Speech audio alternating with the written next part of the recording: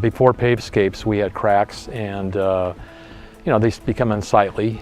And in one area, the cement was giving way in a drainage area, and so water was collecting in that. So it was time to do something. The thing that sold me on this company was the fact that you could lay the pavers over your existing cement. I didn't want both my neighbors on each side or home offices. I didn't want 3 or 4 days of jackhammering here. The construction went very well. As you can see, you have a ton of cuts here to make. Crews, they had 3 or 4 guys here every day, and Albert, the foreman, stayed on top of it and liked my ideas on the concept in the front yard and the redesign, taking out lawn to put the walkways around the planters and everything else. Design, we're getting compliments from neighbors that have come over to look at it and everything else. In fact, a gentleman up the top of the hill came down and looked at it, and Pavescapes did some work for him.